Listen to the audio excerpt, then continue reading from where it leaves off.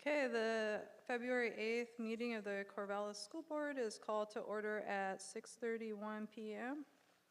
In the interest of public health and safety for all community members, especially immunocompromised individuals and their families, the Corvallis School Board will continue to offer a virtual option for board member and district personnel participation. Additionally, public comment is available at some meetings, both in person and virtually. Information about how to provide public comment is available on the Corvallis School District website. The board agenda and packet, as well as the link to the district YouTube channel, are available on the school board page on the district website. Public meetings are live streamed on the district's YouTube channel, and a recording is posted to the same channel, typically the day after the meeting. And tonight we have Director Finger McDonald, Co-Vice Chair Tomini, Director Hawkins, Director Algebra, and myself in attendance, and Director Largent and Co-Vice Chair Jones are excused. And the first item on the agenda are board member reports. Do we have any board member reports? Okay. So I had the pleasure of attending the district DEDI meeting since the last school board meeting, along with Director Whitebear, and I was trying to think if anyone else from the board was there that evening, but also other district administrators, community members, students. It was really just wonderful to connect around the district's equity goals, to really hear voices from community, students, and others, and focus on questions around what does a healthy community mean, and to also be able to hear a great update from TDAC, which we'll be hearing from later tonight, so I won't say too much about that, but just really appreciated the community involvement and engagement, as well as the conversations that are happening within and around the district in making sure the goals that are being set, especially around equity, inclusion, belonging, are engaging of so many different voices.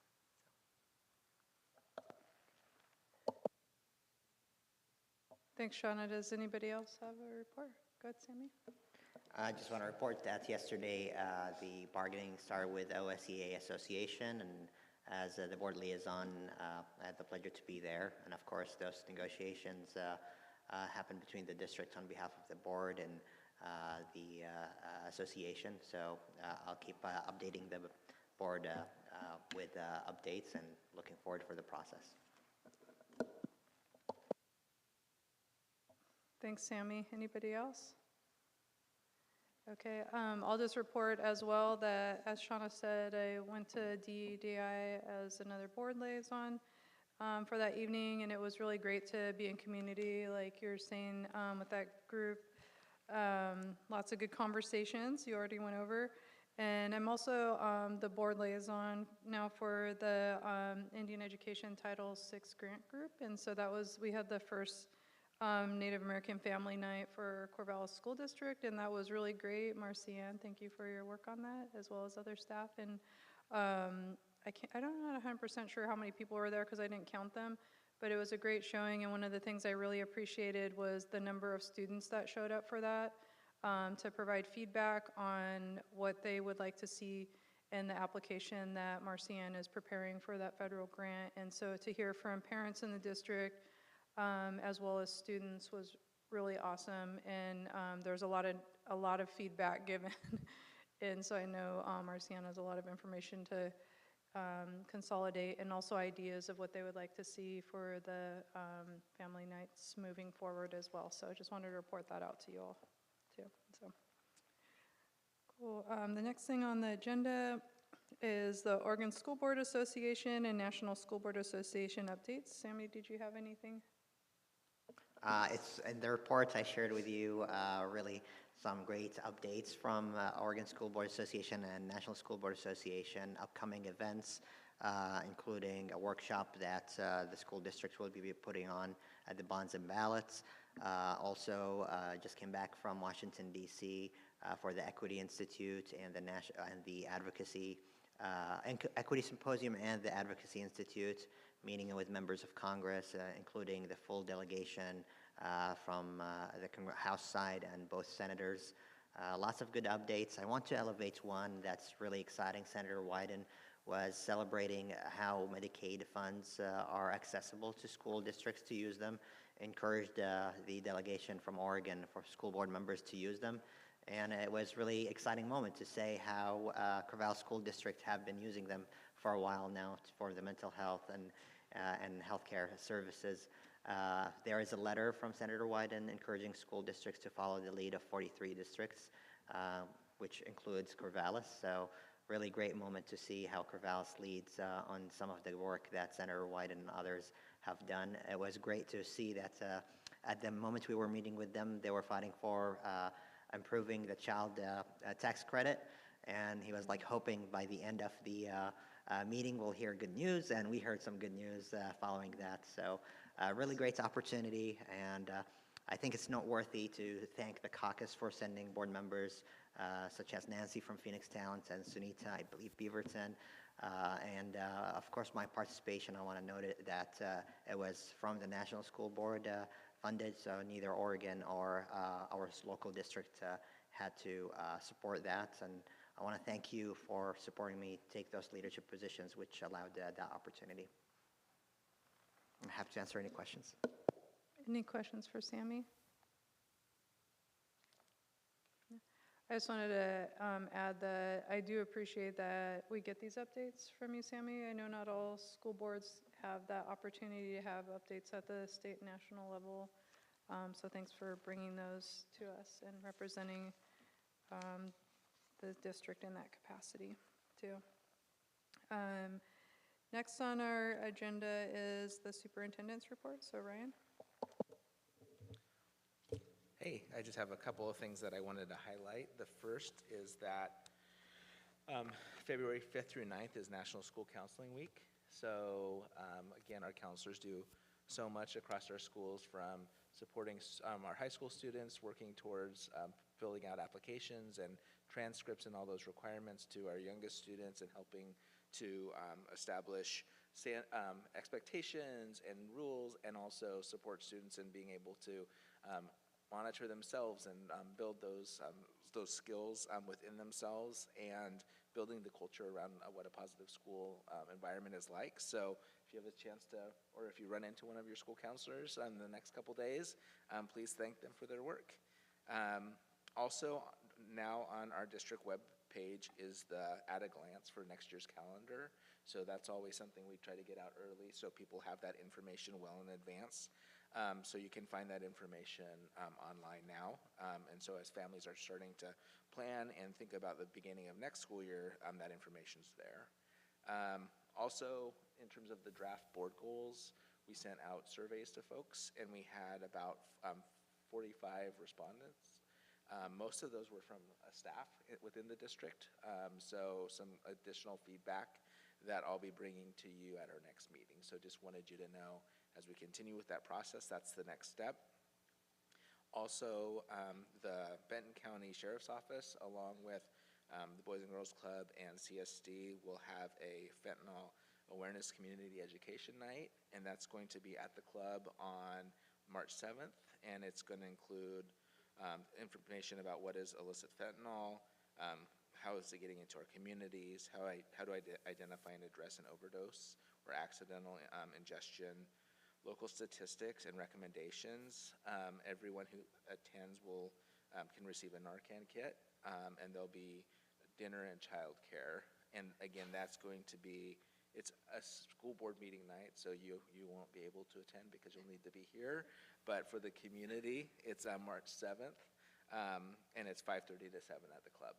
And we'll be sending out information to our families about that as well.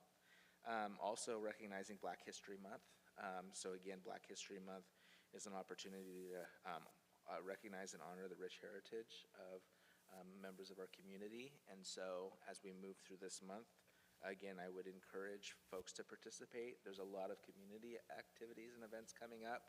My superintendent's report will include a number of those, both in Corvallis and in our region. So that will go out to staff in this update tomorrow. So I just wanted to highlight that. Also, we have, for the last couple of years, not been able to do our 2024 career fair. So that is something we've done in the past for students who were juniors, and we weren't able to do it during COVID, and now it's built back up. So things like mock interviews are part of that. Also, career panels for people to talk about career areas of focus, and event support. They're still looking for folks to participate in that. Again, it's at LaSalle's, and it will be on February 26th. And if you're able to participate, Leah Tomlin at CHS, who is their one of the staff there who supports graduation and academic outcomes, she will be the point of contact for that. So I'll follow this up just with her contact information for all of you so you can know about that day. I always go and participate in the mock interviews, and it's really fun to get the chance to talk to students and go through that process with them and give them some feedback. It's just good practice. So it's an event that has had a long history and then was off for a few years, and so now we're really working to ramp it back up this year. So if you're able to participate, that would be fantastic. And then the last thing I wanted to share was that today I had the chance to be on an education panel for Leadership Corvallis. Leadership Corvallis is a group that meets and learns about different aspects of our community every year. And today was the focus on education. And one of the things I just want to highlight from today was Sarah Devine, who helps to support our families and students, was there as a member of that panel. And one of the things that she shared was, with the support of the foundation, some of the supports that have been put into place for families this year. So far, just since the beginning of this school year, they've been able to provide 60 emergency rent assistance options and payments, over 230 utility bill payments for our families, 50 purchases of clothing and shoes, and over 1,000 gift cards for food and gas. Again, thinking about how the community steps in to support one another, it just continues to be a highlight. And so I just wanted to take the moment to recognize Sarah.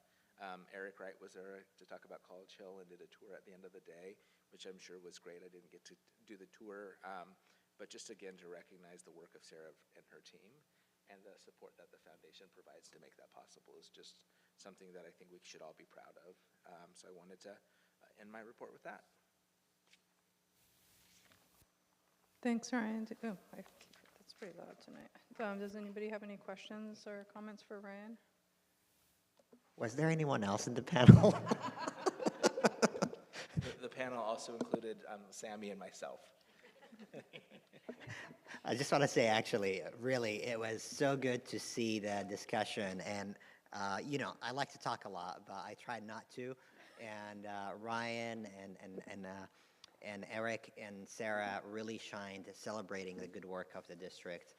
You got to just see the discussion and the back and forth between Ryan and Eric about like a specific policy and different perspectives, and having that discussion. It was just really good modeling that we are very well represented in our district with talented staff. Sorry, just tongue-in-cheek comments about just to use it to highlight how great that was. And I just want to echo Sarah Devine's highlights. Really puts spotlights on how our school district is truly saving lives and families. Yeah, with Sammy and Eric on the panel, I wasn't sure that I'd get many words in, but I did. Any other questions or comments for Ryan? Ryan, I had a couple of questions.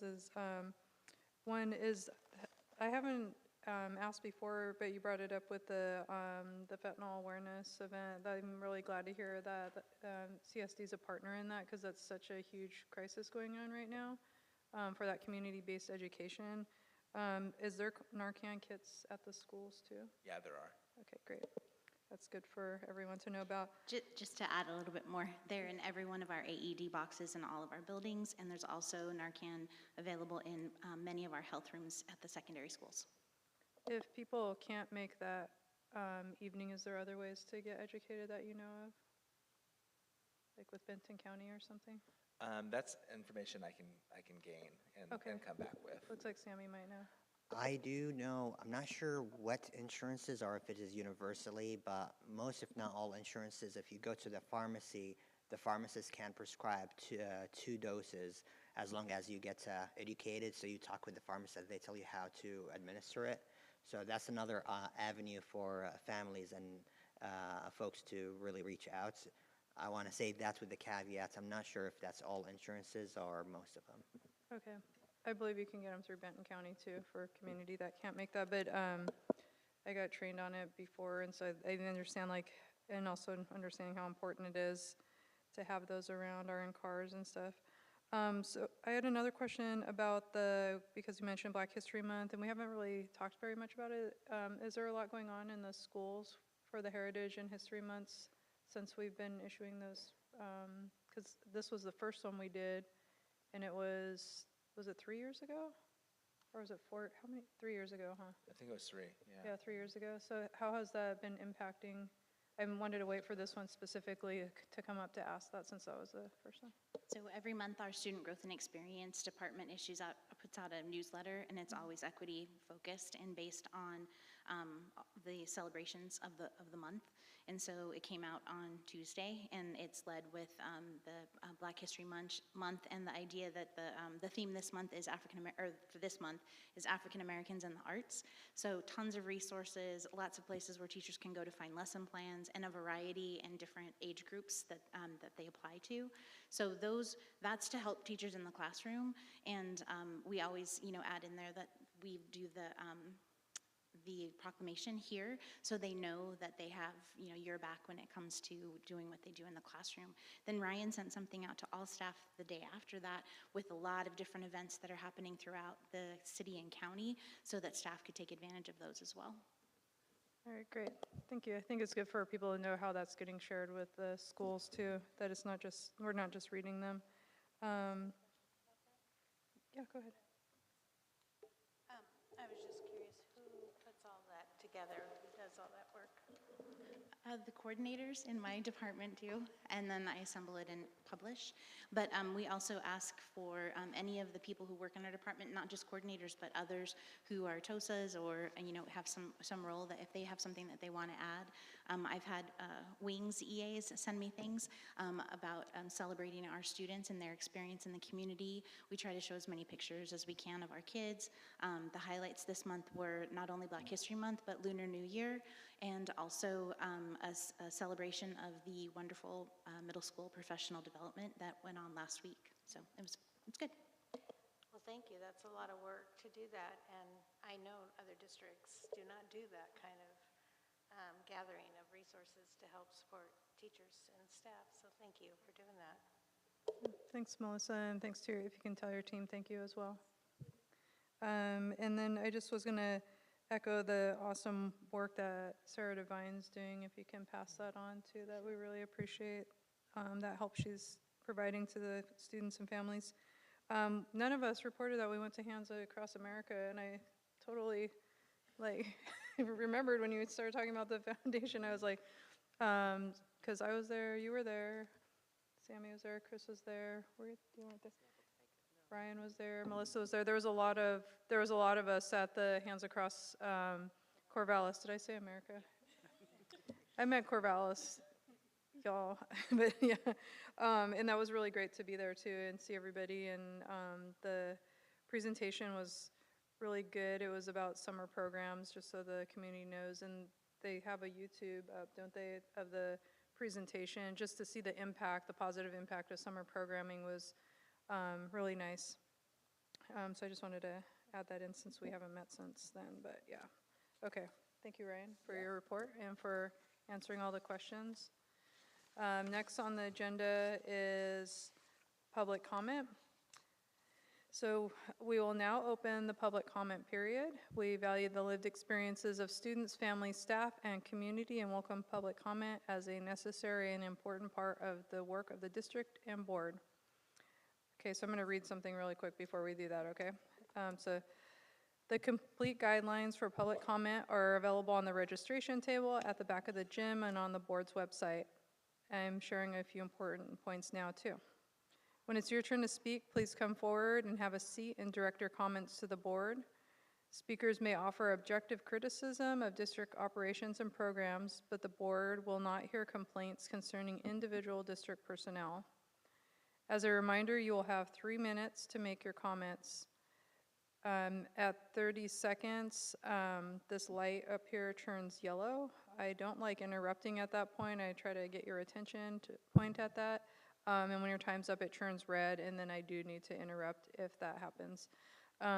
Following your comments, the boards will have 3 minutes to ask clarifying questions, but are not able to engage in conversation. If board members would like to revisit a topic or issue brought up during public comment, they may do so at the appropriate time in the agenda. And that's the hardest part for us because we like to talk to people. So just know that it's not because we don't want to talk. Before you start your comments, please state your name for the record and state whether you reside within the district boundary. Okay, so Kim? And to turn on the mic, there's a button, and when this is green, your mic's on.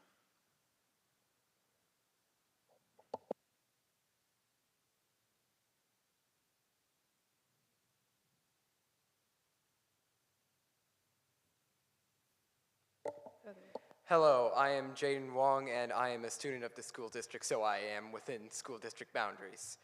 I would like to draw attention to the webpage policy and the webpage guidelines policy that the school district has, which was made in 1999 and 2005 respectively and hasn't been updated since then. And web pages and the internet has changed in the past 20 years. So it would be beneficial to update that. For example, it has the guidelines page mentions requiring the email, which makes sense, but also the address of the creator of the web page, which isn't specific because it could mean the IP address or home address and does not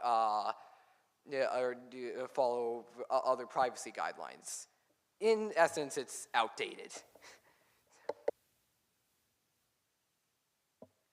Thank you. Does anybody have any questions?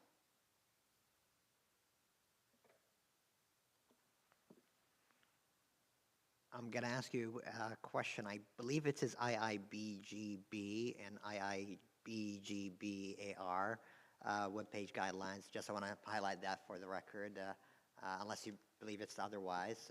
Thank you very much for highlighting that. I just want to confirm if that's the one. Thank you very much. Okay. Just real quick, does anybody have any other questions? Yeah, Shauna has a question too. Hi, Jaden. Thanks so much for your comment. Are there specific things on your mind that you think really need to be included in an update? Or just more generally the note of how long it's been since it's really been thought about and updated? Generally the note of how long it's been since it's been updated or looked at.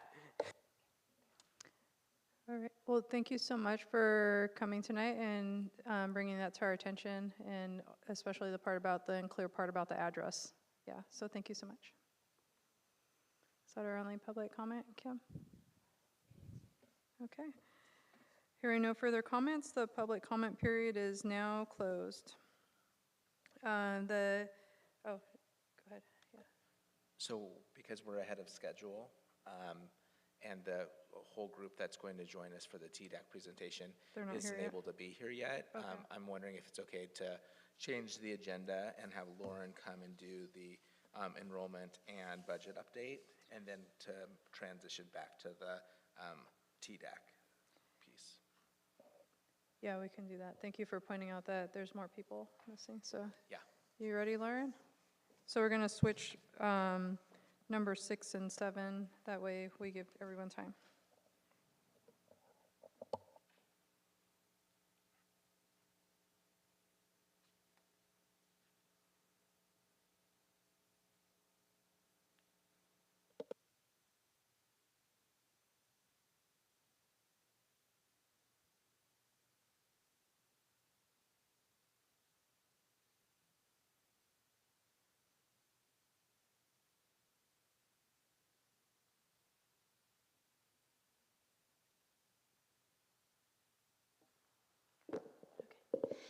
So as we enter into the second half of the year, it's really the time where we start thinking about budget for next year.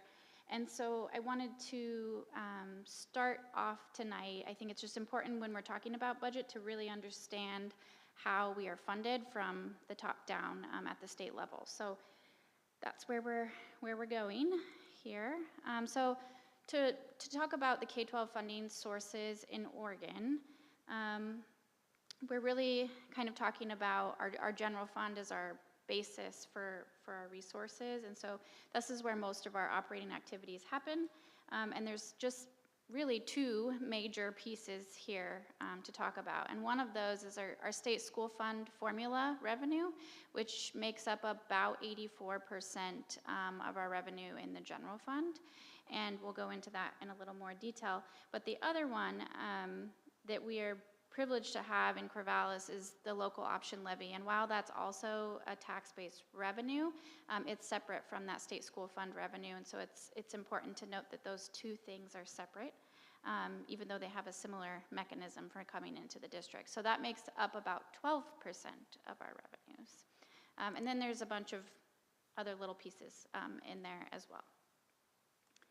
So the state school fund it's complicated, and I think if it's complicated for me, I think it's probably complicated for just the general user when they're trying to read through what that formula looks like and really understand how we receive funds as a school district. So it's really a combination of state and local funds that are dedicated to the operation of K-12. It's appropriated biannually by the Oregon legislature. So we're in the first year currently of the biennium, going into year 2 as we talk about this next budget cycle. And then it provides funding to us on a weighted per student basis. So the weights that are included in there's a weight for English language learners, pregnant and parenting students, students on individual education plans, students in poverty, and then students in foster care. So all of that is combined to create our weighted enrollment. So when we talk about the state and local combination of funds, it's really combining our local property taxes and then other county and state level grants, as well as a 70% reimbursement for our transportation costs. It's really important to note when we're talking about the state school fund that this is an equalization formula, and that's a question I get often as well. If your local revenues are up, your taxes are up, shouldn't that mean more money? And it doesn't, because then we get less from the state. So it is a balance, and that's something that's important to keep in mind. So our current estimated funding for this current school year is about $10,000 per weighted student. So as the state school fund is our largest revenue source for K-12, and it's primarily driven by enrollment, it's important that we look at that next when we're looking at the budget for next year.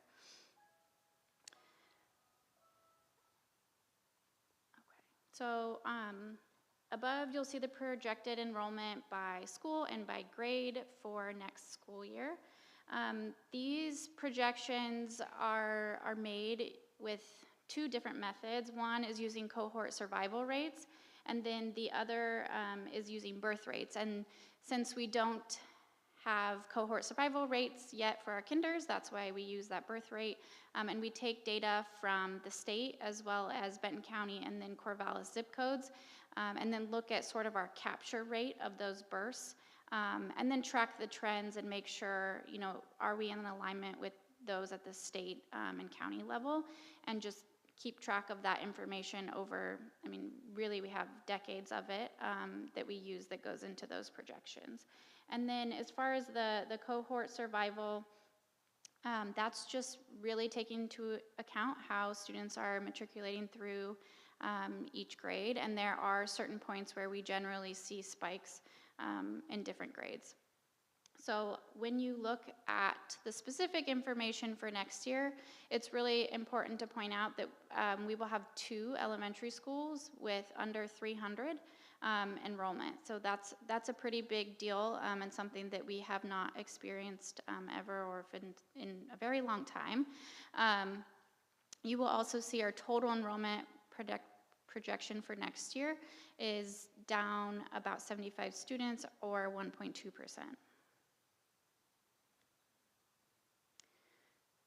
So in another sort of longer term view as far as our enrollment trends, when we look at our projections for the next year, is that in line with what we have been seeing? And in this instance, the answer is yes. So even before this, this chart starts, it really about in 16, 17, we started to see that declining enrollment factor come in. So it's a misconception, I think, that COVID created that scenario, and while there's probably arguments to say that it didn't help, this was happening in our community prior to COVID. So you'll see the dark blue, those are all solid numbers that we have as of 10/1, which is the first time that we take an enrollment snapshot. And then 24-25, you can see our enrollment there.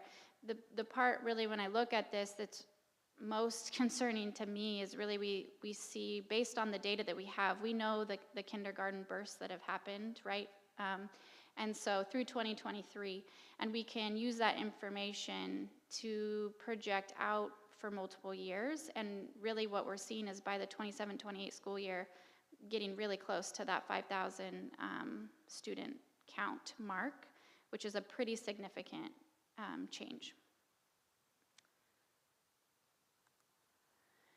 So usually when we talk about that information, people ask, well, what's happening? And there's factors that we don't know, but there are some that we do. And I think this picture here really shows that. This is our current year enrollment by grade. And you can see that in high school, our 9 through 12, all of those classes are above 500 students. And when you go down to the other end and look at the kinder number, our kindergarten class is at 355 students. So essentially 200 students will be graduating out, and we're expecting similar classes of kinders to come in anywhere in the 300 to 350 student range, and that just it doesn't equal out when you're talking about how they're moving through the system. So if we know the state school fund is our biggest source of revenue, and then also students, how is that impacting? Did you have something, Ryan? Sure.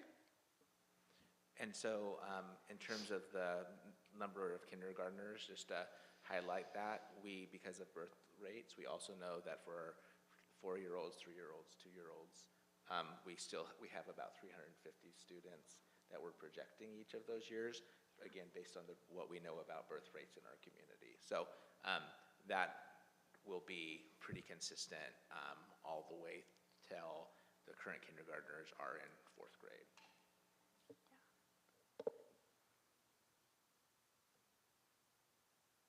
Okay, so with the enrollment factors that we've been talking about, how is that impacting our budget? So I know there's a lot of numbers up here, but I think I just want to walk you through this. We have 2 bienniums that we know our allocation for. We know what happened in the last biennium, we know what's currently happening now, and we can look at those trends to predict maybe what we would see in the 25, 26, 26, 27 biennium, but just wanted to be really clear that that is my prediction, and I hope it's higher. But when we take a look at those numbers, we can see that as of this year, where we're projected in 23, 24, we are expected to end up with an ending fund balance that exceeds the amount required by board policy, which is good. But then when we take that over into the next year, you can see that our operating expenditures are very quickly outpacing our revenues. And we have used we've been covering a deficit for a few years. And so at this point, when we look at 24-25, what we're seeing is a required corrective action of $8.2 million in order to balance our budget, which is required by law. So with doing that, it takes our reserves down to the minimum requirement based on board policy. And then if I bring those numbers over into the next biennium, where we do have a lot more variables, during that biennium, we would have new contracts with CEA. In there, we don't know what the state school fund, some of those revenues are still pretty up in the air. And then just generally what the climate is doing financially. But it still is projecting that we will need to take some corrective action in the next biennium as well. I think at this point we feel very confident with our enrollment projections, and so we can't just wait and see what happens as far as kids entering our building. So as we're looking forward to next year and we see that really big number of $8.2 million, it takes a strategic approach to figure out how we're going to make that happen. And we have done several things, and we've been deep in this work for, it feels like a long time, but it's only been, I guess, about a month and a half. And where we've come to so far, as we have made an adjustment to our class sizes by increasing class size targets by 1, but also then bringing our staffing down to our class size ratios that we've determined. Making that adjustment, it would result in a savings of approximately $2.8 million. The next bucket there is you will see $4.6 million for department reductions, which is about an 11% reduction for those departments to make, and that is a combination of employees as well as non-payroll related expenditures. And then the last one is our school support allocations. So those are all of the additional staff that are supporting in our schools. Examples of that is principals, EAs, office staff, library, all of those different really important pieces to helping keep the schools moving. So there's a reduction there of about $800,000.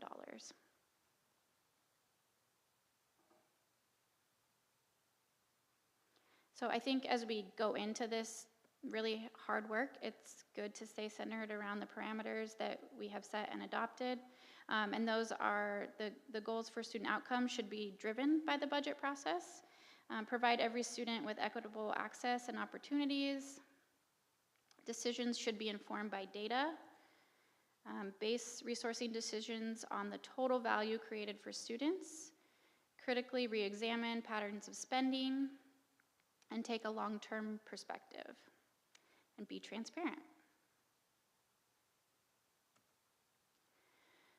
So here you'll just see the sort of a abridged version of the timeline. We are there at February 8th and just presenting this information to start digesting here. We will have a budget committee orientation on April 25th, so hope to see you guys all there with the rest of the budget committee. And then those meetings will officially take place starting May 23rd and then the 30th if we need that second meeting. And then we will have the budget hearing on June 13th, where we hope to adopt that approved budget and authorize all of the necessary appropriations. So that's all I have for tonight. If you have questions, happy to take those. Thanks, Lauren. I know that's not easy news to deliver, so I wanted to thank you for preparing it in a way that's transparent and easy for people to see what's going on. And I know everybody has questions, so we're going to go ahead and open that up. And we only have about 20 minutes before, just so you have the board ahead up. Did you have your hand up? Yeah, go ahead, Sammy. Thank you. Really appreciate you doing this, sharing this news. And a few things I want to understand. The decline in enrollment, number one, it's not 1 year. As you mentioned, we're anticipating it to be multi-years. It is disproportionate from the states. We're seeing decline across the states and the nation, birth rates, but Corvallis is seeing a further decline, and the understanding is housing availability might be the biggest culprits in that. Is that good? Are these two assumptions correct?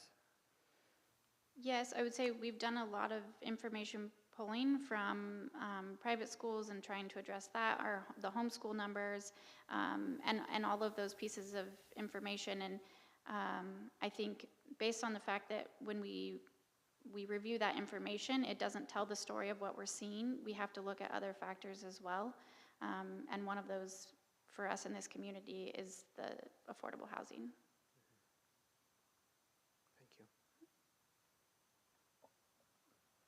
Other questions? Um, Oh, Shauna has Sorry. a question. Do you want to go ahead? Third? Thank you so much, Lauren. I really appreciate how clearly, as others have said, you've shared this information and how thoughtfully too. So thank you so much for that. In thinking about how to correct for this, knowing that we're in the middle of a biennium, so not expecting additional funds to come from the state in that way, I know a lot of the focus is on how do we effectively cut or make those cuts. Is there any discussion around other sources of potential funding to bring in? I know that the Public Schools Foundation, for instance, has been just such a thoughtful partner in looking at filling gaps as they're able to. Are there other potential sources of funding to bring into the district that have any potential for either sustainability or support or bridging funding before the next biennium begins? I don't believe so. I think when we look at how we're funded, we already do have that additional layer of support through our community with the local option levy. And a large part of why we're seeing this issue is because of the ESSER funds, and we knew that was going to happen. It wasn't a sustainable revenue source. And so for me, I would be cautious to move in a direction where we use another unsustainable revenue source to fix a problem that isn't a one-time problem. And so I don't believe so. And a lot of the funding that happens for K-12 is not something you can make happen very quickly. And so knowing that we needed an adopted budget by June, I'm out of ideas of where we would pull additional revenue to make some miracle happen for next year. Yeah, go ahead, Ryan. The one thing I would add is that there's the potential around summer school and summer school funding. That's been something that the governor has talked about quite recently. And so that would help us to do some offsetting beyond what the foundation does for our summer school and summer programming. So there could be some movement there, but still pretty small in comparison to what we need to look at. I don't know if you already answered this, but when you had the slideshow, or that slide with like the different areas of where it's going to be cut, do you know, or I don't know if this has already been decided or not, but do you have an idea of what would be the first like specific areas that would be cut, like beyond like the general thing, like programs within the school district or things like that would be cut first? Or is there an idea with that? Yeah. So right now we've been having a lot of conversations with our levels teams, and so we have those for each of the grade groups, so elementary, middle, and high. And really, I think they're doing a lot of collaborative work to see how we can make those adjustments with least impact to students. At this time, that hasn't all been sorted out, but really the goal is to make it as least impactful as possible, and saying that we know that when you're looking at, a $2.8 million in classroom teachers, that's going to feel impactful, but trying to do that work in the most meaningful way. And I think, the building administrators will be communicating that out and hopefully, gathering feedback from their students and families to see what that really needs to look like.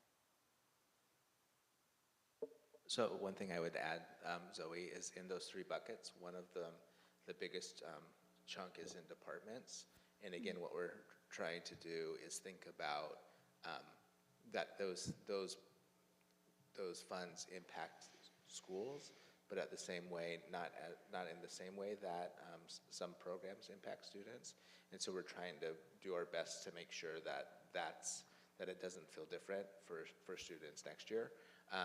And those are the kinds of things we're talking about and trying to figure out and address. Sir, you had a question? Mostly just for clarification for people who might be watching. So at the beginning, you had the graph where you had the 12% from the levy and the 84% from the general fund, and then there was the little bit that's left. Am I correct that those are sort of the grants that we get? Yes and no. It's general fund, so a lot of our grants go into our special revenues funds. So there's small chunks of funds. To be honest, a lot of it is things that are more just related to general business operations. So for example, we invest funds, we have parameters around how we do that, but we invest as much of our money as we can to gain the interest off of those investments and then be able to use that in an unrestricted manner via the general fund. So that's a large portion of what that is. And then there's always just miscellaneous revenues that are coming in through facilities rentals, or some of it is just like these refunds that you get that aren't really tied to anything specific, nor can you count on them every year. But there's usually just that small little chunk there that comes in. Yeah, I just was wondering, because as people think about why aren't there other sources of revenue, like, we're really kind of limited in what We are. that brings in. So, Yeah. Thanks. You have another question, Sammy? So I want to just take away any assumptions of possible variables. Could you clarify if any of these assumptions could change our outlook about the significance of the cuts? And I'm assuming it's not going to change with the magnitude that we're seeing, but I want to verify that. The first one is if the 11% cap on funding, weighted formula for funding for students on IEPs, if the cap is raised or eliminated, would we benefit from that? And would the benefits be about 1% or 100% of those cuts? We would definitely benefit from that, but it's not going to be significant enough, I think, to make any major change in what we're seeing. Because really what we're seeing is the ending of the ESSER funds, and we were funding several positions there, and then the movement of that back to the general fund, as well as declining enrollment happening at the same time. And based on how we're funded, and this is not necessarily my opinion, but based on how we're funded, if we have less students, we should be spending less money. That's how we're set up to operate. And what we're seeing is just the expenses per student is way more than that $10,000 range. So, I mean, I wouldn't say it's not helpful, but it's not going to solve our problems in the near future. Thank you. The next assumption is the CAT tax with the increased revenue we're seeing for the state. What's the possible magnitude of an increase of the Student Success Act funds? And of course, there are specific investments. They're not going to go for many of the places where we may have to cut anyways, but how do you feel about that? I think so far that program is still fairly new in the scope of a grant program, and so far it's been a bit volatile as they figure out the funding on that. And again, like, I won't say no to any revenue that they want to send our way, but at this point, I don't have a lot of, I'm not going to place a lot of weight on that for this next allocation. Since we're in the middle of a biennium, there's not as many changes that we see with revenue happening. For the next biennium, yes. So really within this biennium, without any doubt, we are very certain of the need to plan for cuts, absent of drastic miracle and how funding is going to come from the state or the federal government, correct? Yes. Thank you. One thing I want to add is just this process takes time, and we know that there are factors within it, like as an example, folks decide that they're going to take a leave of absence for a year, and that also influences and impacts the way positions become available in some of those pieces. And so I want to stress that as I think about this, I think about it as some shifts and movements happening more than significant cuts across the board. And I just think that's important for people to understand and know, because it feels unknown and scary, and at the same time, our HR director has been through it multiple times in her career and recognizes that in most cases, we find places for people in our district, and we will continue to work through that piece. So again, I just want to kind of put some caution about how we think about it, because it doesn't always play out that way. You got another question, Shauna? Okay. Do you have any first? Okay, yeah, go ahead. So I know, Lauren, you referenced, and the budget parameters very clearly center students and their experience, and then you mentioned engaging students, families. Ryan, you also referenced really that student experience being really important to preserve in every way possible. So I'm just curious, are there plans as this moves forward to really intentionally involve student feedback or student voice along the way? Or how will that show up in the way that decisions are coming about? I think that varies from level to level in terms of that feedback piece. I know that at the high school level, as an example, folks are continuing to look at electives and elective offerings, and what elective offerings are folks, are students signing up for, and some of those pieces. So that's one way of getting input. Beyond that, I think that we are still right now at the stage of getting feedback from our staff. Tonight's sort of an important kind of first step in that transition. And so from here, we'll be making sure that we are communicating with staff as the next step. That's part of the reason why we're starting off so aggressive. We're only in February and we have some time to complete this process, but knowing that it is a tough process, starting that work earlier so that we can get the input from all the groups that we need to get input from.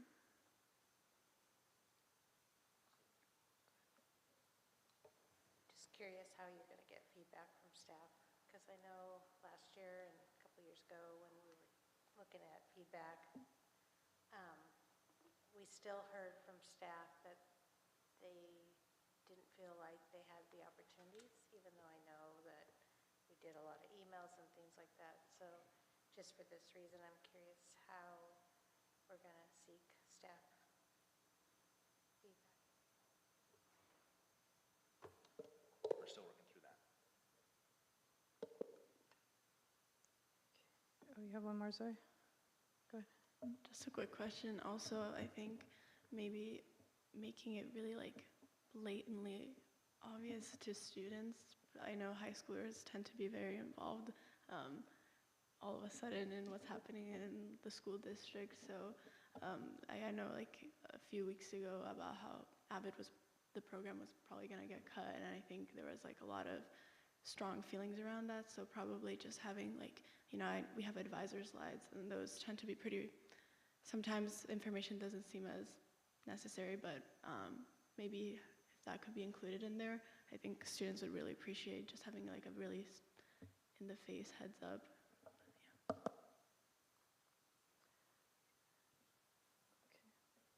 Yeah, thanks. I just had a couple comments.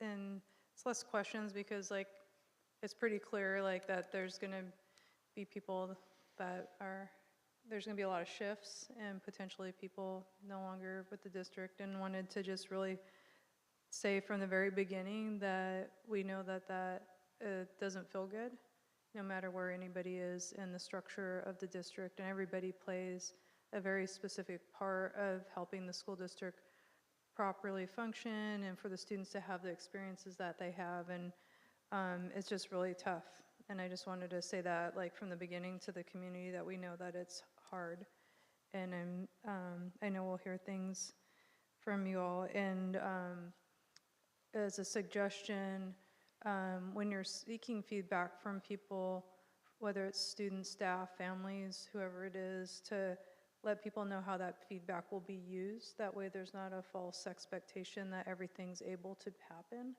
that's suggested, because I know that can be really frustrating when you're giving feedback and you're like, I've been saying this, and then it's like, but sometimes it doesn't happen how people want it to, and so just being really clear on that. And I know, Ryan, that you try to do that, but just, especially with this, because it's a pretty big number.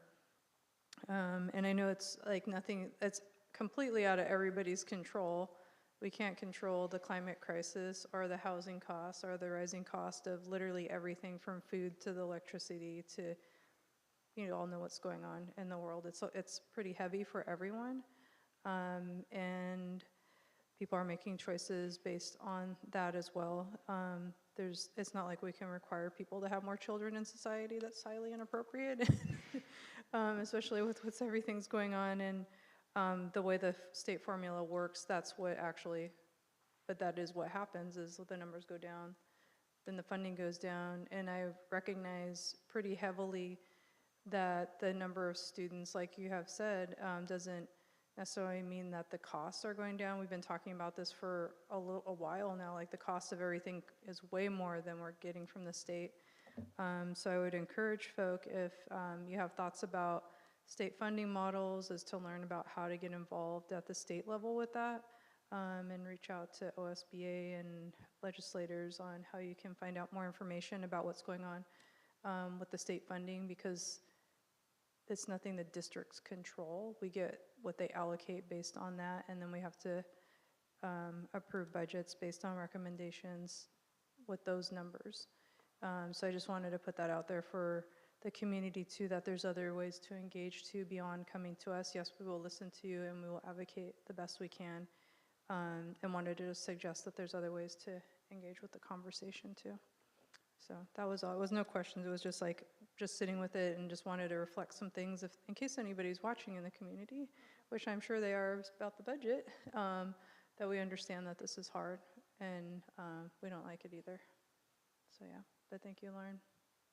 And I think we should go ahead and take a break because we're still waiting.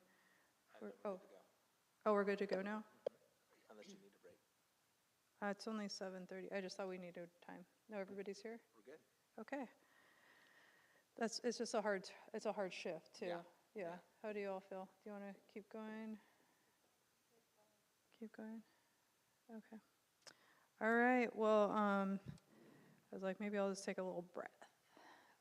Next on the agenda is the Theater Diversity Advisory Committee, TDAC report. Got Kim and Marcianne and other folk coming up for the, got Bernie.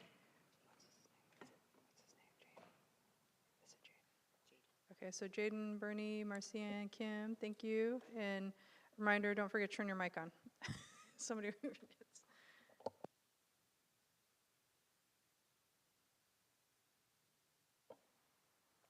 All right. Good evening, everybody. So great to see you. I know it's kind of a hard shift, but thank you for hanging in there with us. I think before we start, we're going to start with introductions. And tonight, I appreciate how you said earlier that you had an opportunity to hear about TDAC and the DEDI. There's so many acronyms. Oh my goodness. We're going to explain what TDAC is in a second. But today, we're just going to go a little bit deeper and just provide some historical pieces, as well as just some current events and some current things that we're doing in the theater department. I want to deeply thank Kim and Melissa and Bernie and Jane for being here.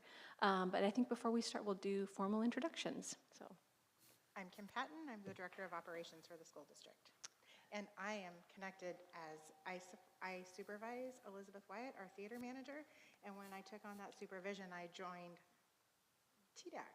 So it's been a real honor. I've been about a year on TDAC. all right. Marcianne, good to see everybody. I'm Bernie Wong. I'm a parent of this guy. I am Jaden Wong. I am a student member of TDAC and a student at Crescent Valley High School. All right. Okay, so I guess we'll go ahead and get started. All right, so tonight we're going to talk a little bit more about TDAC, and TDAC is the Theater Diversity Advisory Committee. And the mission, as you can see on the board, is really about providing access. TDAC's role is to ensure that we are creating an inclusive and equitable and a place for a sense of belonging for our students. And so tonight we're going to spend a little bit of time talking about what TDAC has done in the last several years.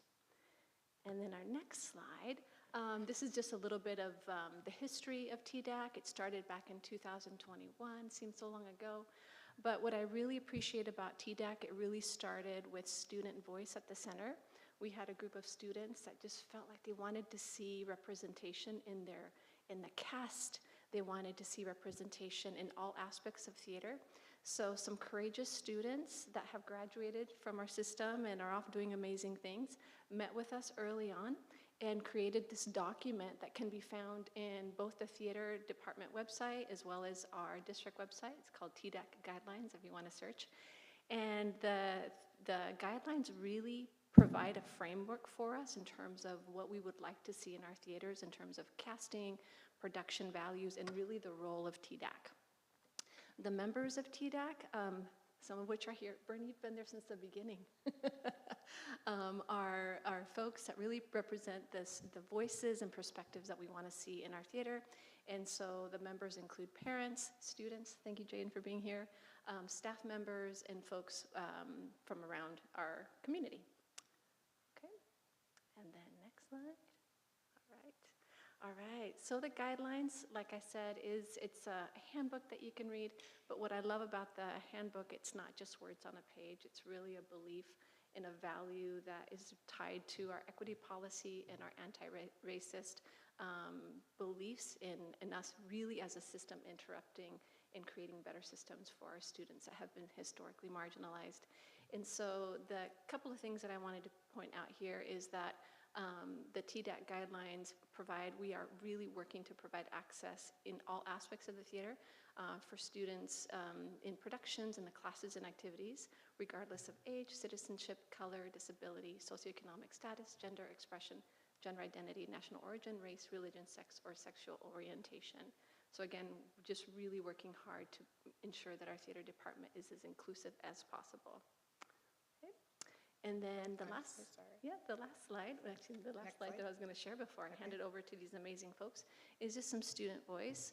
We had a student that is actually Johnny, who is amazing, just a calm, collected, very, just a natural leader. And he is rehearsing right now, which he should be, right? But he did send in some of these quotes, and so I wanted to read a couple of them for you. And the prompt that we gave them was, what does TDAC mean to you, and what does the theater department mean to you? And a couple of the students, including Johnny, said to me, theater means friendship and having fun acting with my friends in a safe, friendly environment, a place to be ourselves. So I love that quote.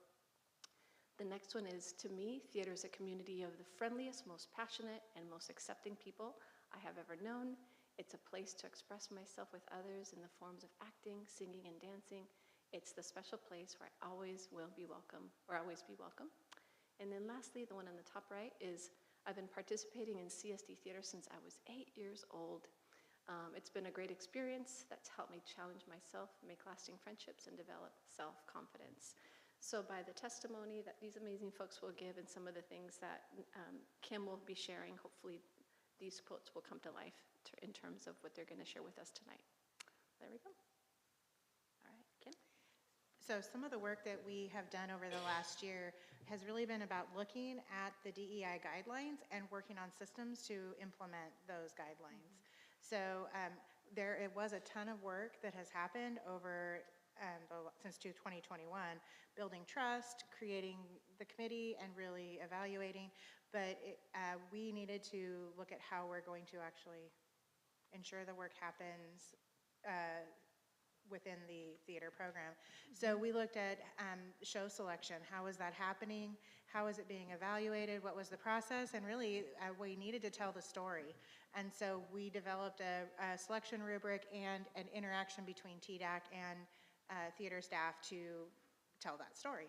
It's been really great. We also worked on audition rubrics and casting guidelines. Telling students what we're looking for when they're auditioning, which is really important, so they know how they're being graded on their audition. So the committee, TDAC, has given input on that show selection for the Winter 2024 musical. They helped with selection of Newsies for this year's musical, and it included brainstorming, narrowing it down, asking staff for feedback, and completion of the rubric, and then really staff coming back and saying, this is the selection that we've made, and having clear understanding about that. We've also participated in observations of auditions and rehearsals, and that was my first introduction to theater auditions, because I'm not a theater person in the past. I think I am now.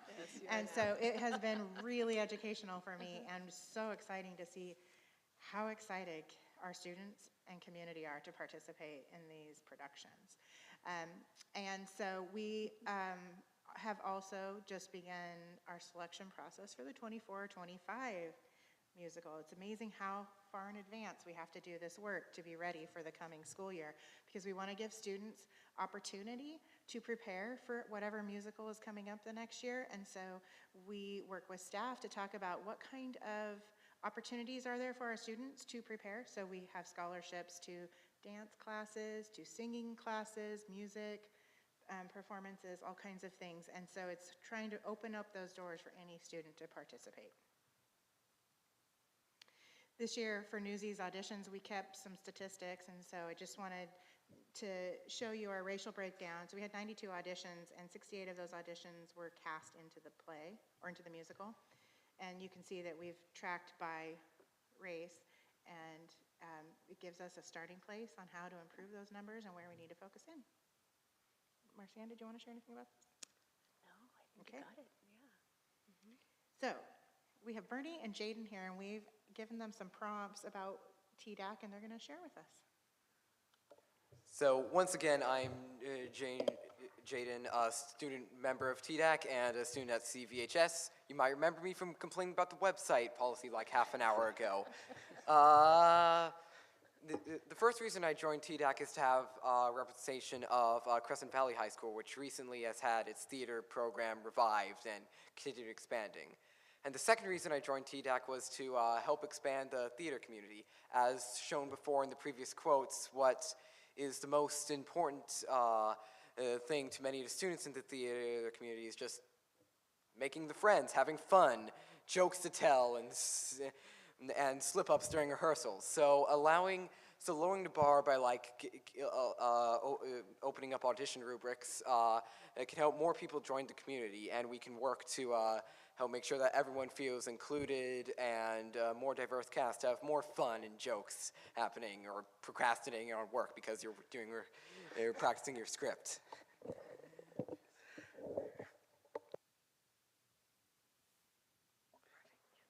That's wonderful. Like I mentioned before, I'm his father, so I'm really privileged to seen the growth of this young man since he gotten involved in theater. And that's really one of the reasons why I joined this group from the very beginning. And I'm really grateful for the school district to show commitment to equity and diversity and inclusion by having this TDAC group in the theater area, because to me, theater is where we tell our stories, and this is very important.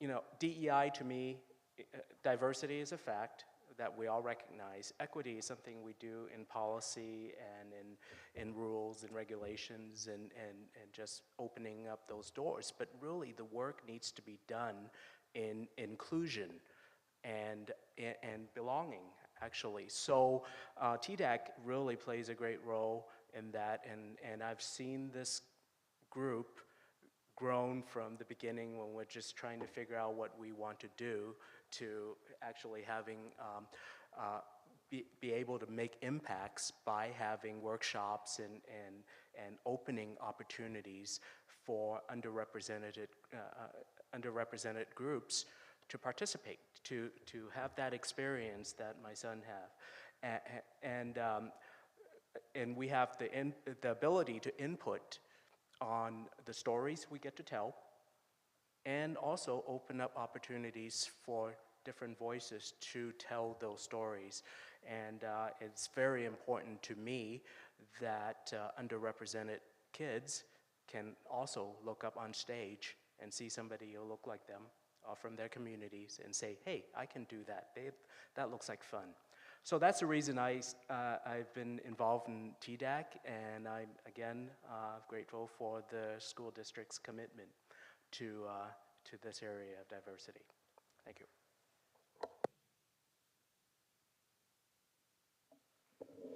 So what's next? On our list of what's next is mitigating bias training, and that's not next. That was last Friday. And so we had an amazing training from Marcy Ann, but I got to witness part of it, and it was our theater staff along with our student leaders, our student directors, our student stage managers who participate in casting, learning about bias and how they can make sure that it isn't playing a role in our casting process, and it was great to see. We are also working on empathy interviews for our show participants, those who were auditioning and or being cast, and expanding to other areas of our performing arts. So our middle schools, our elementary schools when they're putting on productions, and also thinking about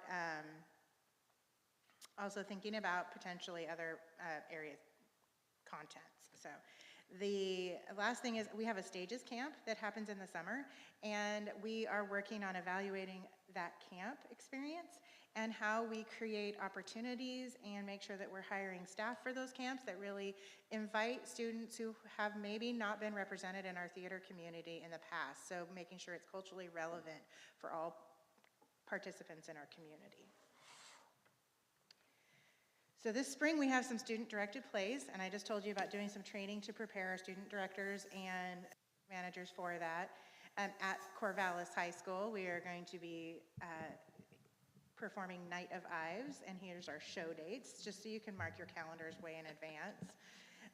At Crescent Valley High School, we are going to see Almost Maine, and here's our show dates for that. And more imminently, Newsies, the Broadway musical at the Corvallis High School Performing Arts.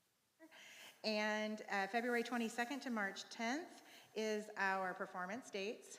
You may see here, we've got some of our Newsies cast, and we have a special little vignette performance for you today. And so we are going to be seeing this performance, but if you come in person to our show, you will actually get to hear them sing live. This will not be a singing, this will be dancing, but you'll hear them sing live with a live orchestra, which is very exciting. Lots of our community and students participating in this. And so we're gonna go ahead and set us up on stage for a performance.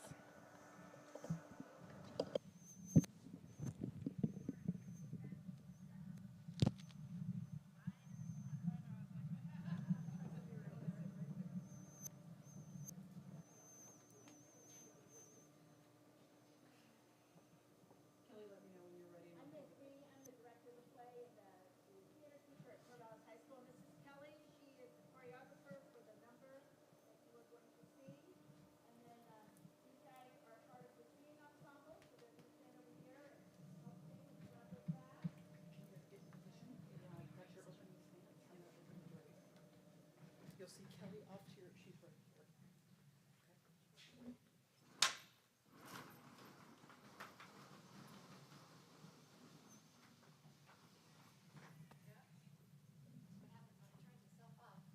This is live theater, everybody. Battery, 90%. Connected to Kelly, please, iPhone 1. Connected to iPhone 1, 2.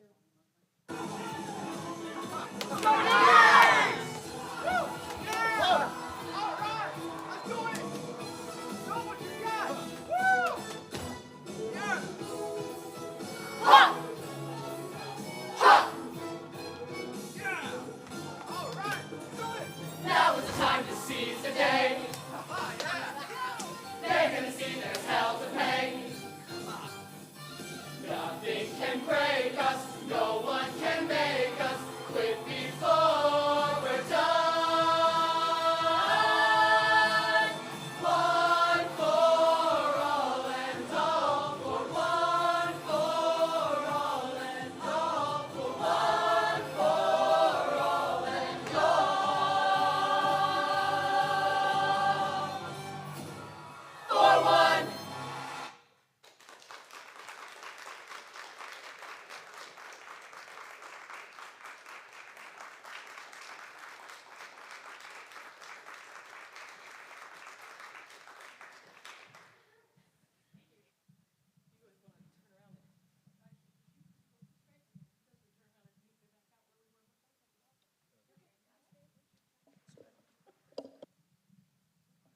thank you, students, for being here. We know you've had a long day of practice in school, and we really appreciate you giving this little sample of the performance.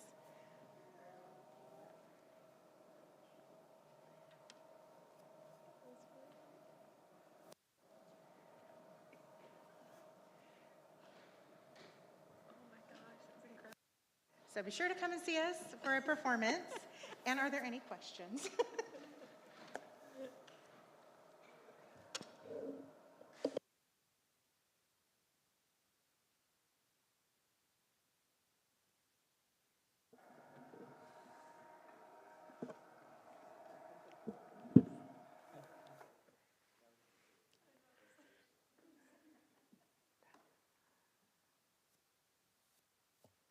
Is there questions? Is it the question? Okay, I was just making sure y'all were done before. I was like, does anybody have questions? Okay, go, Sammy's already unmuted.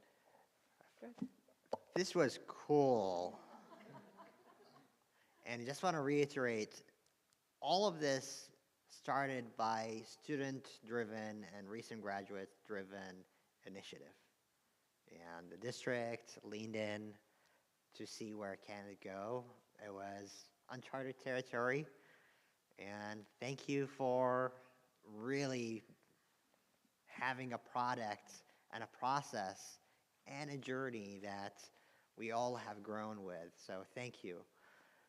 Now, you gave us a list of what's next, and I want to ask you, like, if you envision what's next after what's next, like, where could this go in 2 years from now?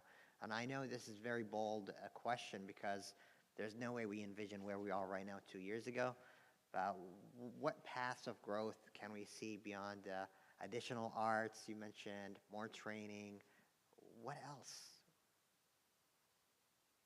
And the question is for the full panel. I think something, and Sammy, thank you so much. This was fun. Those are amazing performers. I think something that we've been talking about is at the TDAC guidelines. Again, I'm so glad you highlighted that this was really student-driven. We need to really give them a lot of props for the amazing vulnerability and courage that they took to bring this up as students. But we've been talking about how cool would it be if we can have similar guidelines in other performing arts areas of our organization, choir, orchestra, all these different aspects, so that way students in the performing arts can feel this sense of belonging and identity, and there's a little bit of connection to the bigger picture. So that's one thing I was thinking of, Kim, or? I'm not sure if this is directly related, but recently the CV Theater Club has had a few students, including myself, go to the Oregon Thespians regional competition. I keep on forgetting the actual name. That's the vague gist of the name. That could provide more opportunity to get the school out there, have more competitions, more opportunities for students. And yeah.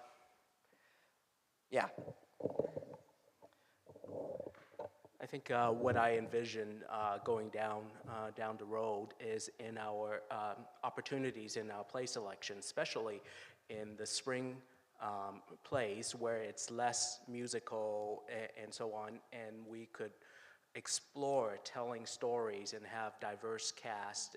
I mean, there's already good work in colorblind casting, but I think we need to focus on the stories that we tell, and I hope that is going to be in the future. And if I were going to answer, I would say the inclusion of all of our students in theater starts at a young age. When students get to high school, if they haven't had an experience in theater, or if they haven't had the privilege of being in dance lessons or acting lessons, it's very intimidating to come into our high school theaters.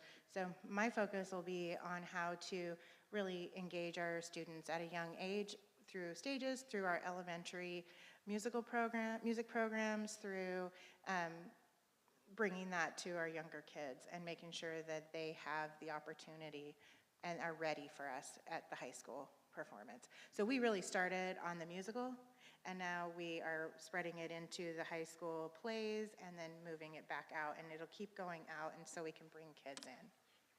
And high school plays and having student-directed plays allows the bar to be lowered to allow more people who are new to the school district or haven't done theater before to join in, either as tech or as acting in these student-directed plays, which are usually more relaxed, and or even trying out directing themselves. I think the spring plays that we mentioned earlier, they all have student directors for both schools, so it's a fantastic opportunity again.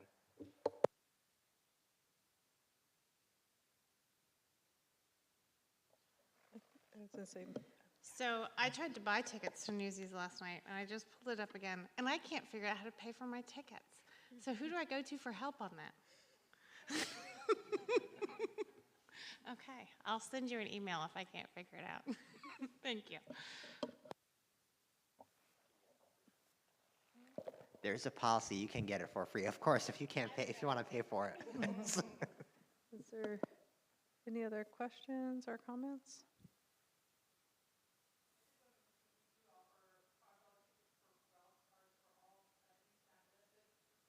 Can we give you a mic real quick? Because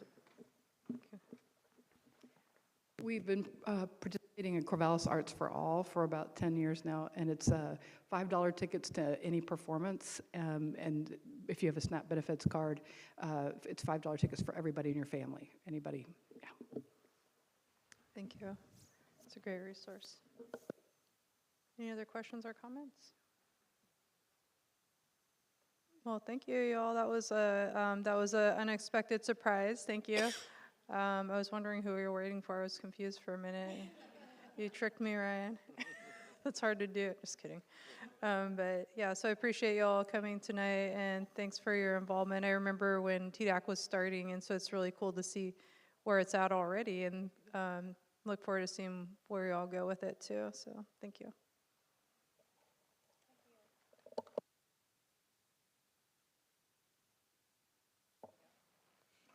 Okay, we're going to take a 5-minute break.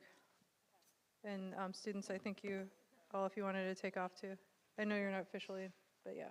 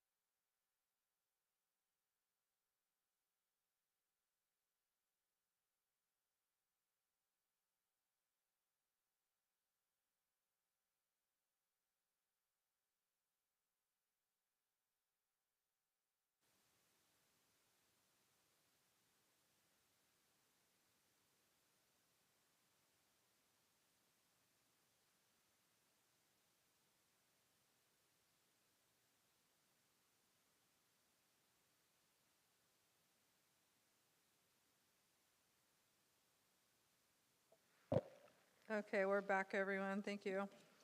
And so now I think we're requesting performances at everybody's reports. So if you all can figure out a way to coordinate reports with student performance, that'd be great. Thanks. Or student involvement of some sort. There we go. It doesn't have to be performance. Okay. Next on the agenda is review of policy DA, fiscal policies. That's Lauren and Ryan on the agenda. Welcome back, Lauren. More financial informations. It's extra, yeah. Sing it, but I will not. No, I will no, not sing it. You're not going to sing that? Okay. No. So we are bringing forward policy DA for discussion.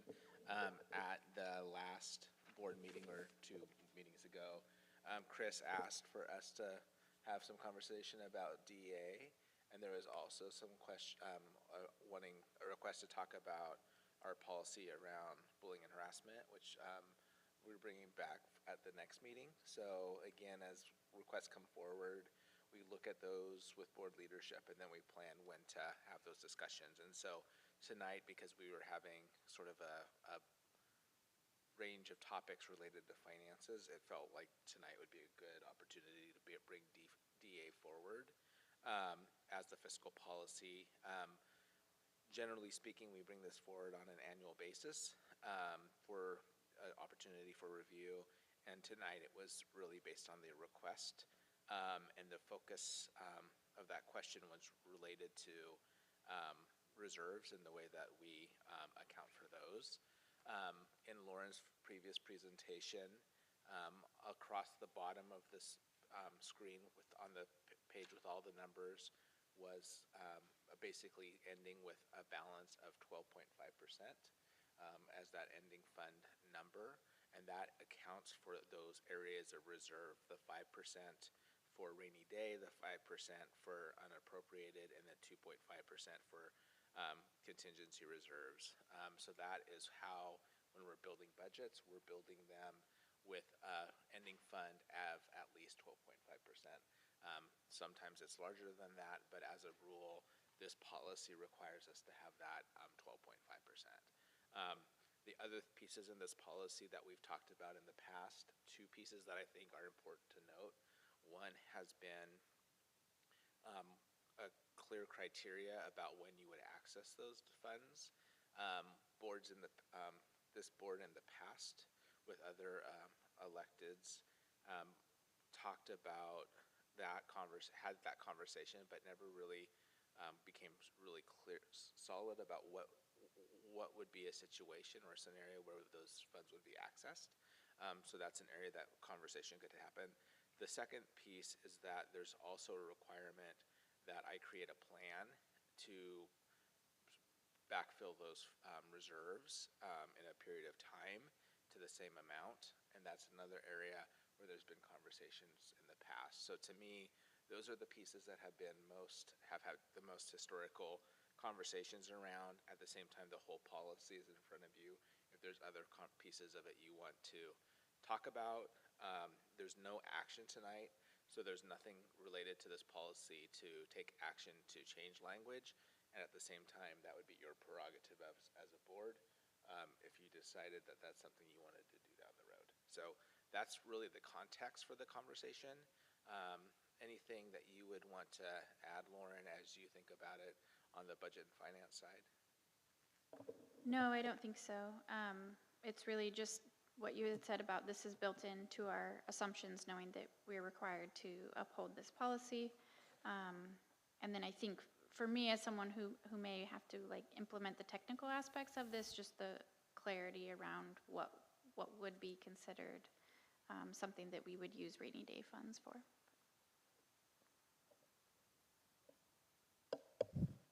Thanks, Ryan and Lauren. Questions, comments? Chris, go ahead. Thank you for bringing this back to us. I appreciate it. I did have questions about and it sounds like you're going to work more on it, being able to identify the scenarios that would require you to tap into this fund. So I was curious about that. And I wondered if the event that happened at Sheldon during the weather storm, was that something that we needed to tap into this? Is that a good example? No, we have a pretty hefty insurance policy that, I mean, we're covered through PACE, but we also purchase additional policies that are going to cover the majority of that. There may be a small portion that we do have to pay for ourselves. We're also in the process of looking at a FEMA claim, so I anticipate anything that's not covered from the insurance policy will be able to get covered at 75%. And I would not believe that we would need to access any funds from this, especially when you look at the projected ending fund balance for this year is still over that 12.5%. So we wouldn't, I wouldn't think we would authorize to use that when we had the funds available in ending fund balance. And then how long has it been that we have had this amount of money in that fund? Like, how long have we maintained this amount? The percentages of this policy? Yeah. Well, I'm not exactly sure. I can tell just that it was, that we reviewed it last in, was it 2021? It didn't get reflected on this, so it's been more recent since then. But I'm not sure, we'd have to go back and look at the policies, definitely way before I was here. That's okay. I was just curious. It was something newer. And then in the, on the doc, oh, and I just lost it. On the doc, well, no, there it is. On the document, it talks a little bit about PERS. And is that still an ongoing consideration that we always have to look at? The rate increases and things? Yes, so those are evaluated on a biennial basis as well, and we anticipate that those will be going up in the next biennium based on the last valuation that the PERS board did. But that's something that we have been dealing with since those bonds were issued in 2002. So that's not really a new concept on the finance side of preparing for those things. We do have a side account that will be expiring in a few years, which also impacts rates, but we are so close to paying off those bonds, 2028, so. Thank you. Questions, comments? No, you can go ahead. So, a little bit of what I think is institutional knowledge, and it's like a telephone game now because like the first 6 months, 2017, folks who were there, some of them since the recession, my understanding, some of this and probably the percentages were really between 2008 and 2011, making sure that the board and the district has the cushion to weather severe economic situations like what we saw. I believe, and I'm really now, this is memory, I might be corrected if anybody can correct me accurately, but at one stage there was a biennium where the state said, we promise you to give you the money for the next 2 years. In the middle of the biennium, they said, actually the economy is going really down where that money is not going to be offered for the second year of the biennium. So situations like that severe, those percentages were set to weather that storm, and a 12% total, that's about a couple of months or 3 months, couple months. So I just want to share that for us as we consider a revision or even changes to those percentages, given where we are in a state where the predictability of the revenues without the sales tax that can soften the blow might be something we need to be aware of. What is the worst case scenario in a scale of 10 years or 20 years where we might have another 2008 or 2011? So that's one note. I don't know if you want to comment on it or correct me if I'm wrong on anything. No, I just think you brought up an important point. Just for context, that that 12% here, that barely covers 1 month of our payroll. So when I'm thinking about how we pay our employees in June, and we essentially pay most of our employees for June, July, and August, all in June, this amount here doesn't even cover that. And I understand when we look at what that dollar amount is and that ending fund balance, it feels really big. But we have to keep in context also the largeness of our expenses. And so you had said, you know, this covers a couple months of our operating. This, in a good month, this covers 1 month. Thank you. And actually, that reminds me, I was in a cabinet conversation, or listening to a cabinet conversation where the treasurer and the governor were there, and thinking about what's the worst case scenario that could happen in extreme situations. And we get paid from the state, I think, twice a year, or 3 or 4 times a year. Yeah, we get paid from the state 11 times a year. So it is a monthly, but essentially we also are fronted money based on how the state school fund readjusts itself like a year after the fact. So it's a complicated cycle as well. Okay, so if we end up potentially, for whatever reason, upstream, severe situation where we don't get paid one of those periods, and hopefully we're still operable, we can pay our people, that could be really an opportunity where we can tap into these resources if, for whatever case, the state couldn't transfer the funds, right? Yeah, I would also say, and it kind of leads into the next piece that is on the agenda, but a part of the requirement of getting our funds is getting this audit back on time. And this is the second year where the auditors have been unable to return the document within the legally required time. The state has been fairly flexible with school districts, knowing that we have a systemic problem in our state with how our audit requirements are. And so they can withhold our state payment until we get them this information. So to me, that's a one-time situation. Luckily, we receive a lot of revenues in November, December, and so we don't have a cash flow problem, but that's a situation where a very likely one that could happen. Awesome, thanks. I want to shift gears, if that's okay. The proposed changes, up to 50% may be made available in the second page. Are they already been implemented? Okay. Okay, so those changes are 18 from last year. Okay, thanks. I was wondering the same thing, Sammy. I even was like, why is it like yeah, okay, I was confused for a minute on that too.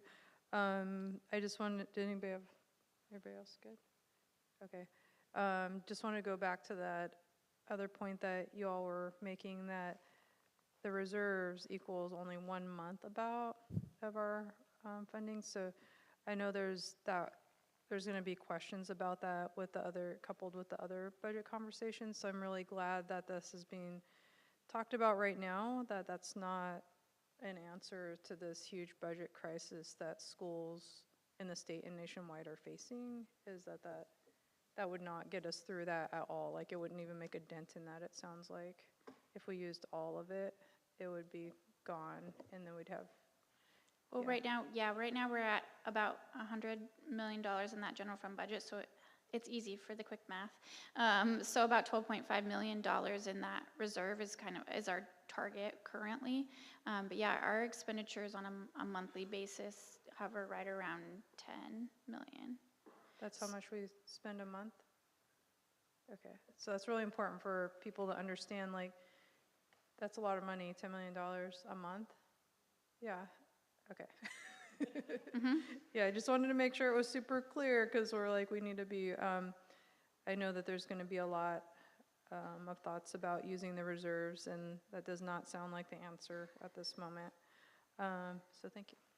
Any other questions? Go ahead, Sammy, or go ahead, Sarah. Yeah, and I think added to that conversation is that this is one-time money. Yeah. And that if we spend it to fill a hole right now, and we have continuing declines in enrollment and potentially budget crunches coming from the state down the line, it's not like that's money that's coming back until we have the ability to refill those reserves. So you're talking about spending it down to fix a problem this year means that we may have a bigger hole next year.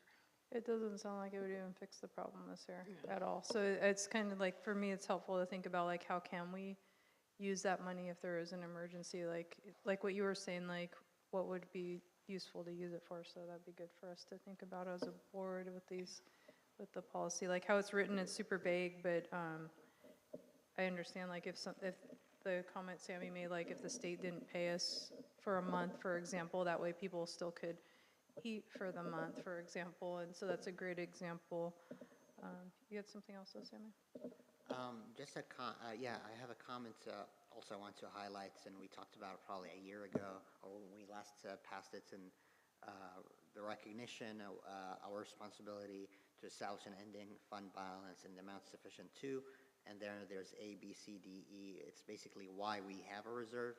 And E was one of the valuable things. This $10 million or $12 million worth of money is not only that money, but it is help ensure district credits rating. That would qualify the district for lower interest costs and greater marketability of bonds that may be necessary in the construction and renovation of school facilities. And that's a great testimony that that money being in our reserves have helped us really be competitive and bring in more resources for us. So I just want to highlight that if we will go in a bond in the future, I think we owe it to the future boards and community the same way that we've been handed a really healthy institution when we passed the 2018 bond.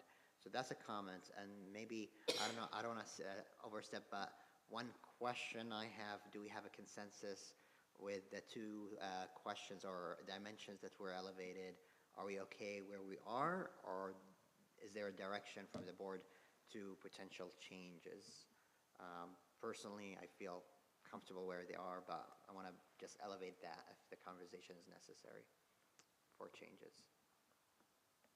I don't know, it's hard because Judah and Teresa also aren't here to make that kind of, yeah.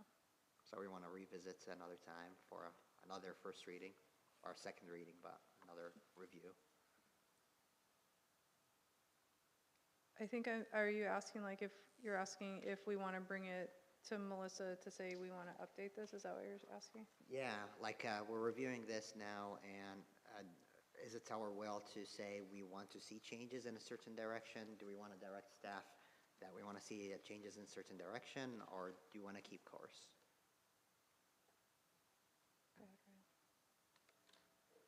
I'm going to express a little bit of caution. If we play that out, then we are in March and April for first and second read, which is dangerously close to when we need to bring a budget forward to you for the budget committee. And so I would ask that you think about this in terms of strong consensus, because otherwise I worry about the timing of those conversations and how they impact our budget preparation and all the conversations we just had about the work that we have to do.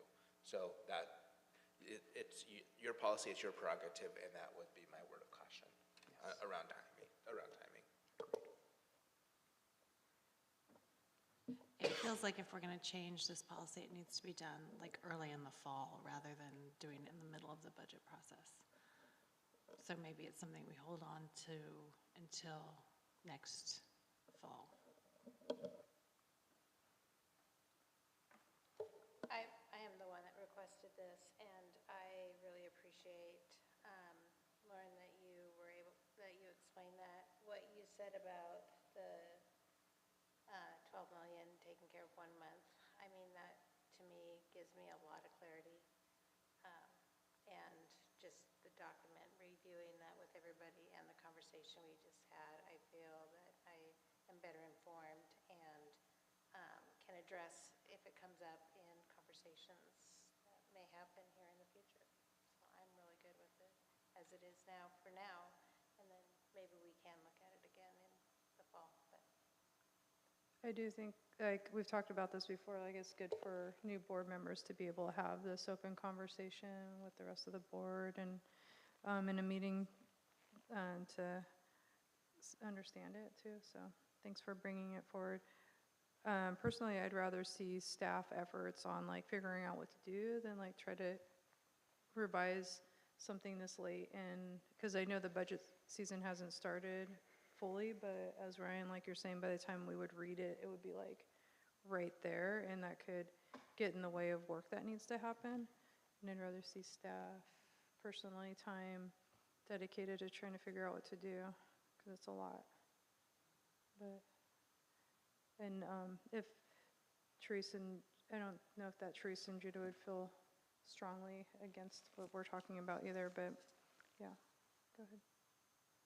No, thank you. And I think I want to acknowledge that any changes we do, it's a huge ship, and decision on reserves influence budgeting, influence so many downstream decisions. So for us to be cautious about the timing of it and how it impacts budgetary cycles are important. I have a plug about something related that we may be asked about. Time's up. Just kidding. Go ahead. We're ahead of schedule. You can go ahead, Sammy. Go ahead. There are two bills in the legislature for this short session. I believe at least one, but maybe two, with different perspectives on reserves. And I'm not going to speak on behalf of OSBA. They will have probably a stance on them. But in general terms, I would say I would caution from the legislator mandating specific levels of reserves for every school district, because each school district and its finances and its needs are different. So you may be asked what's going on with the legislator. That's the direction that is being proposed, is whether they would have a minimum or a maximum limits or limits of what the reserves can be for every school district. My personal perspective is the answer is leave it to the school district to have a policy like this one and a discussion like the one that we just had to do. I don't think that the bills have viability to pass this session, but who knows? But I just want to share with you my personal perspective around it. Thanks, Sammy. That's another good reason why like we should probably leave it how it is for now, especially if there's conversations about that, because we never know until it's finalized what happens with those. And so if we're looking at making changes and all this, and there's a change at the state level, then that would, we had wasted staff time on that. And so I think that's another great point. So thanks for bringing that up. Did you have something, Ryan? You sure? You look like you were reaching. I was, but you're good? I'm good. Okay. Okay. Okay. Well, we'll just go ahead and move on over. Lauren, you're next too for our annual comprehensive financial report, ACFR 2022 to 23 is what it is on here. Yes, so as you know, we are required to go through a formal audit process every year. It's quite an extensive process. We will be starting the process for this current year in about a month, and then it doesn't end. Theoretically, it's supposed to end in December, but this year we went all the way through January. So the best part of this document here, there's two things, is one is the student artwork. I think most importantly is my favorite part of our documents here. And also that we were issued a clean opinion. The only real thing that I would point out in here is just that you will see a decrease in our overall net position, as well as decrease in total fund balance and cash reserves, and really all of that is related to the bond projects finishing up. So we're kind of back towards a status quo, but really nothing to point out in this document is good news. And if you have any questions or, read it later, I'm sure every page, you can feel free to let me know, and I'm happy to answer any questions you may have. Any questions from board members?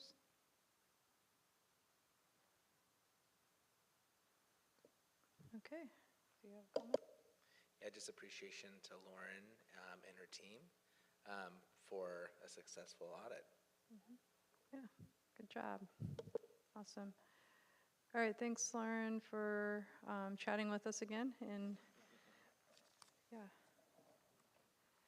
And then the next item on the agenda is consolidated action. As a reminder, the items under this portion of the agenda are for action. Does anyone have a question about anything in consolidated action?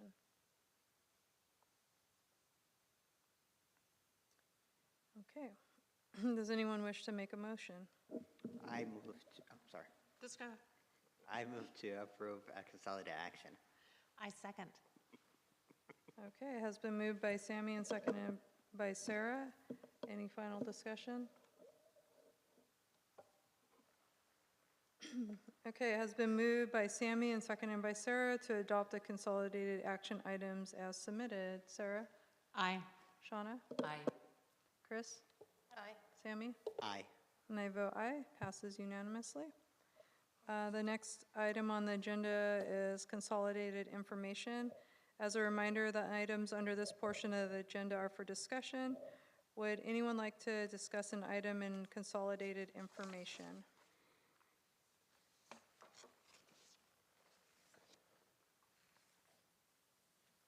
Okay. Next item on our agenda is board member comments. Do we have any board member comments? Sarah? I just want to, we talked briefly about going to the Hands Across Corvallis, and this year highlighted our summer programs and the impact that has on our students. And I just want to recognize again the foundation for the work they do supporting our summer programs, providing grants to our teachers, supporting Sarah Devine and the work she does that's really critical for our families. And it's great to see the community sell out that event and turn up for our schools. And it's a great event every year, so I really appreciate getting to participate. Go ahead, Chris. I too wanted to state my appreciation for the foundation. The breakfast is so well run. It's just well organized. It's good food and a lot of good people. I also really appreciate how they bring student voice to it. Having those student speakers, I think they're so powerful, and those students had such amazing stories, and it was so impressive to hear what they had to say. But I think that's really how we reach our community, is by listening to our kids. So again, I just want to appreciate them. And then Ryan also mentioned about Counselor Month this month, and I too wanted to just voice my appreciation to our school counselors. I know that they listen to really hard stories every day from students, and they do a lot of reaching out to connecting these students and their families to resources, and then as well as connecting to staff members and really finding ways to support these kids. And I know that some days are really hard, and they do it well with such grace and so much caring for those kids. So I just really appreciate them and all that they do. That's it. Any other comments? Good, Sammy. I'll do a quick two. The first one is how cool that we have a student highlighting a policy that did not get updated since 1999 about websites. So really grateful for the highlights, and I want to formally ask for us to have that as an agenda item to review. No, seriously, I think I'm really grateful to see, truly, speaking of student voice, seeing it reflected that the students was engaged in the committee and took the opportunity to see probably what school boards do and school board policy, and found something that might be even relevant to the work of the committee. It's just really full circle of good governance, having students being involved in it. So I'm grateful for that moment. It's a highlight. Another highlight I want to share with you, it's a very small one, but it makes me really happy when I saw at the coffee shop a gentleman with a school district logo, shook his hand, introduced myself, and he was one of the plumbers who responded to the Shell Dillon incident at 1:30 a.m. And I took the liberty of thanking him on your behalf and sharing the gratitude. It's just so great to see people who are putting their work into making our schools better. So please share that gratitude if you know the gentleman again. And I'm really grateful to know that we're in good hands with the staff all the way between everybody, basically. Thanks. Okay, well, I know we're going into we just went into a new semester too, right? Like, so I wanted to thank all the teachers who spent all that time grading and getting ready for the next semester for all the students. So thanks for that, everyone. And there's two things that I wanted to bring up to the board to see if y'all were okay if we move forward with, because we have a lot of Heritage and History Months, and to see about adding in Jewish American Heritage Month for May and Caribbean American Heritage Month for June. So those two were ones that I had thought about last year and didn't have capacity with my cancer treatment. So I was wanted to bring those forward to you all if they're okay.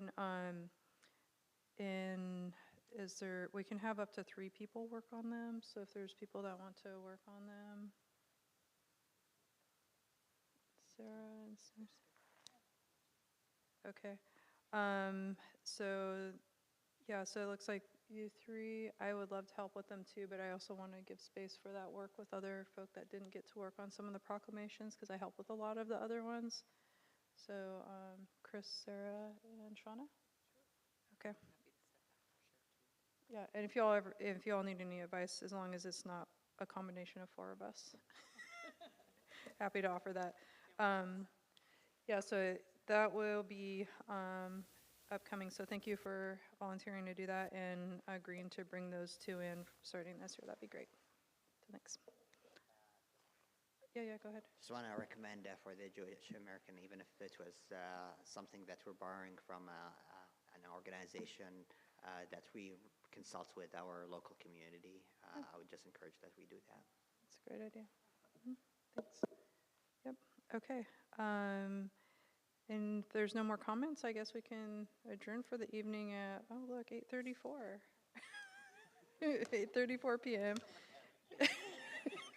Thanks, tech support, for all your help too and stuff. And